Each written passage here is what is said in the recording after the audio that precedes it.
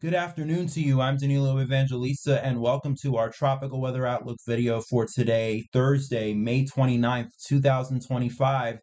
Today we have Tropical Storm Alvin, which has officially formed in the Pacific. So let's start off with that on the National Hurricane Center homepage today. Really quickly, though, nothing going on in the Atlantic over the next week or so, but I'm going to mention towards the end that might change as we head into the month of June. But really quickly, since we have something going on right now, Tropical Storm Alvin in the Pacific, the latest advisory, which was released not long ago, at least is released as of 2 p.m. Mountain Standard Time.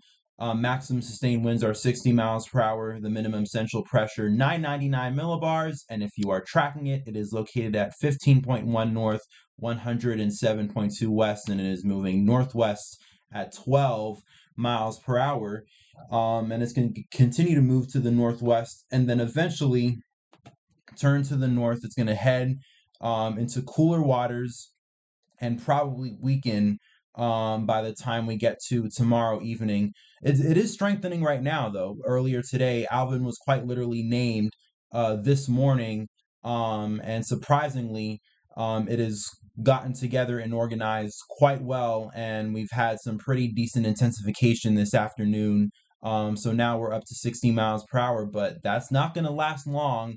You could see already by Saturday morning, the National Hurricane Center expects this to become post-tropical as this moves northward and heads towards the Baja Peninsula and into northern Mexico. So let's take a look at a satellite of Alvin right now in the Pacific, and you could certainly see why, as I mentioned, it's intensified pretty nicely throughout the course of today. You could see we have really good outflow with the system. Look at these clouds fanning out from the northern quadrant of the system. So really good outflow. So this system is able to breathe very well, meaning that there isn't shear that is cutting across the storm. Water temperatures are also very warm, which is allowing for intensification to occur.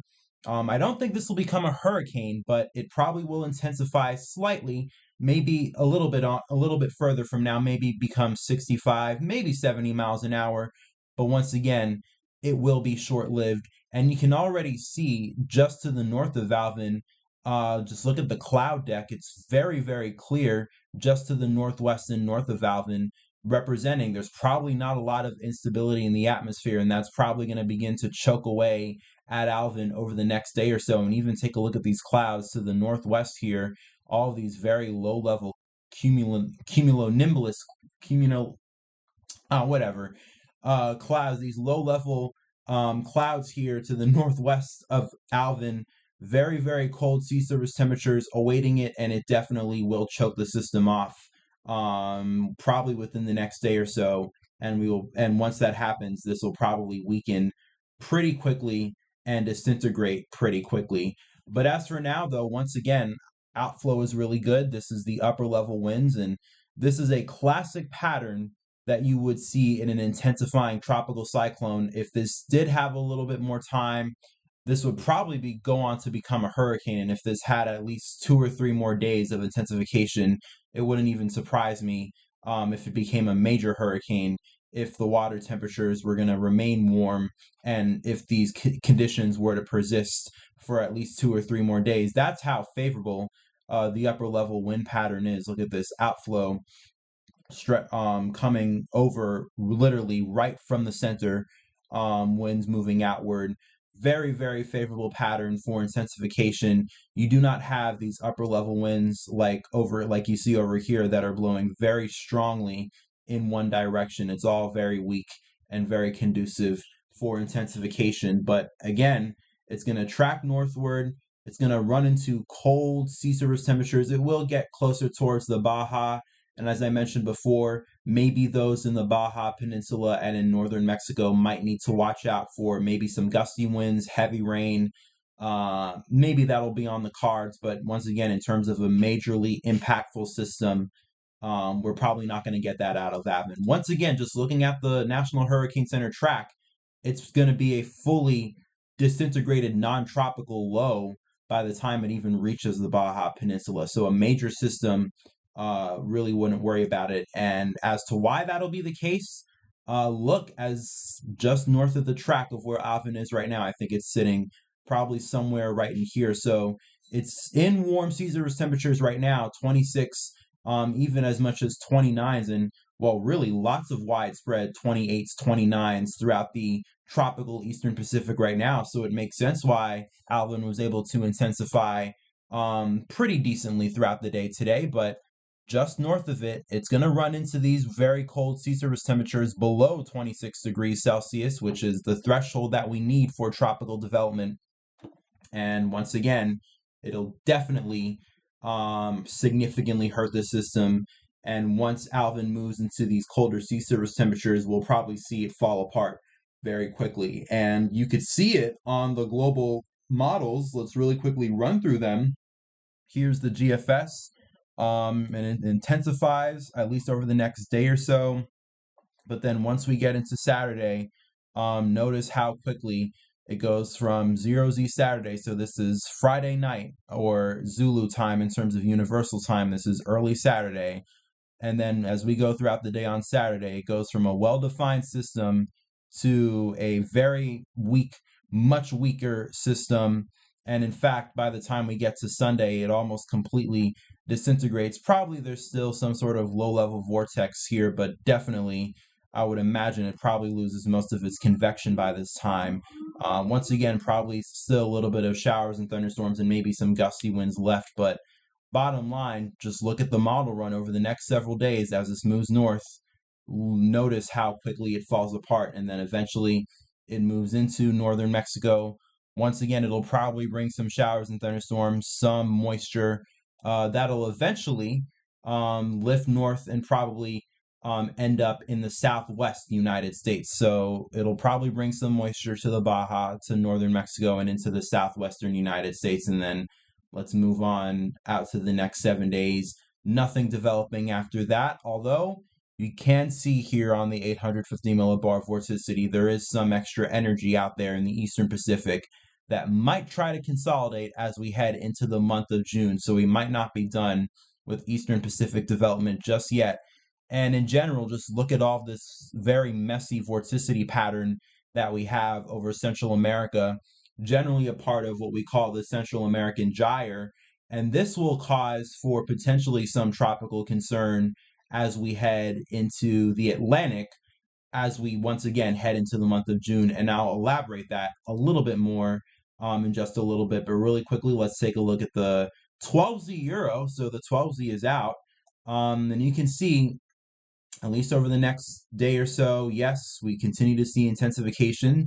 But as we get towards Friday night and then into Saturday, this storm falls apart pretty quickly as it moves northward, eventually heads on up into the Baja and then up into northern Mexico, and then poof, it goes into the dust, never to be seen again. You get the bottom line at this point.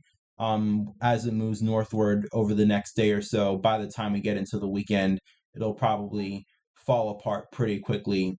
And by the time the weekend's over, this will probably be no longer that much of a concern. But once again, in terms of impacts, at least to the Baja Peninsula and maybe northern Mexico, northwestern Mexico, you might get some showers and thunderstorms and gusty winds, and also maybe some rip current risks or heightened rip current risks for the coastline, at least as of right now, since Alvin is probably producing some swells. So, some rough seas and maybe some higher waves for the surfers out there if you're interested. But obviously, definitely be careful with that. But beyond that, nothing major in terms of impacts. Hammered it a lot over the last several days, but I really want to hammer it right now in terms of any major impacts from Alvin. There is nothing to worry about. Really quickly, I just want to bring up, though, because I did mention we are going to have to watch the Atlantic potentially as we head into June. And this is why. This is a tweet by Ben Knoll. I occasionally like to bring up tweets of interesting things, tropics related, that I see online because, so other people have interesting information that sometimes we could relay to everybody, just to show that there are other people talking about the tropics, and there are also other people talking about, for instance, like Ben Knoll talks about here, the potential for development as we head um, into early to mid June. And he talks about the MJO, which will reach the Atlantic, and as a result, we will have a heightened risk for potential tropical storm and hurricane development, especially in the Caribbean and Gulf, which is where climatology wise in June tends to be favored. And then he brings up Atlantic hurricane season begins on June 1st. So it makes sense as to why we would want to watch very closely to see if we will have any development, because this is the MJO map that he's bringing up. This is his entire tweet. Velocity potential, and I sometimes bring this map up as well, although a different version of it. But anyways, the biggest thing I want to point out is a lot of these greens, which is what he's talking about, the MJO. Notice, especially as we head into early June, I'm actually going to stop it right here. This is June 7th, so this is early June. Notice where a lot of these greens are. They're in the Western Hemisphere, in the Eastern Pacific. So once again, we'll probably get some development into June, or some more development as we head into June in the Eastern Pacific, but also lots of these greens over the Western Atlantic and the Gulf, and eventually I'll bring this out into time. It fills in throughout the rest of the Atlantic. So bottom line, atmospherically, the Atlantic will become favorable as we head into June, especially the Western Atlantic. And we're definitely seeing, the Western Hemisphere manifesting itself in favorable activity right now with Alvin. And I do want to bring up June 1st to 10th. Where are the areas that we see typically in terms of development? Especially, once again, all throughout the Western Atlantic, the Northwestern Caribbean, the Gulf, and off the Southeast coast. All areas that are going to become favorable over the next week or so as we head into early June, just like Ben Knoll is bringing up, are the areas climatology-wise that we typically watch for development.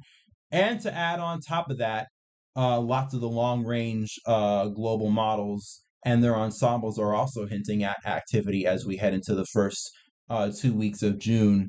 Although there is a little bit of uncertainty about what the specifics are, and still some doubts about whether or not it might be a legit signal, but the signals are there. Bottom line, what I'm trying to tell you is the signs are there. Watch out for early June. And I'm also telling you it makes sense to watch out for early June because climatology wise, we typically watch out this area. So it is not unexpected, or it should be too expected, um, that we should watch this area in the Atlantic as we head into early June. And we'll see if something comes out of it and if we potentially might not be far away from our first named storm in the Atlantic. And obviously we have our first named storm officially in the Pacific, Alvin. That's going to wrap it up for today's video, though. Obviously, we'll be talking a lot more about the tropics in the coming weeks because it seems like things are going to start getting interesting. So once again, we're going to be doing these videos every single day. I've so far been doing these videos every single day of this week. That'll continue through the end of the week, all the way up till June 1st, which is on Sunday. And then especially from there on outward, it'll be every day from there till the end of the hurricane season. So fasten your seatbelt. Things are going to start getting a lot more busy. We're going to start having a lot more activity, especially right here on YouTube. So if you are interested in this content, you're interested in this information, as always, I always say, please, I really recommend that you like, comment, and especially subscribe and turn on that notification bell if you do so decide to subscribe, which I hope you do, because you'll get notifications for videos the second I upload them. And especially when things get very busy this hurricane season, you'll want to have that. And also follow me on Twitter too, because I am on Twitter, or X.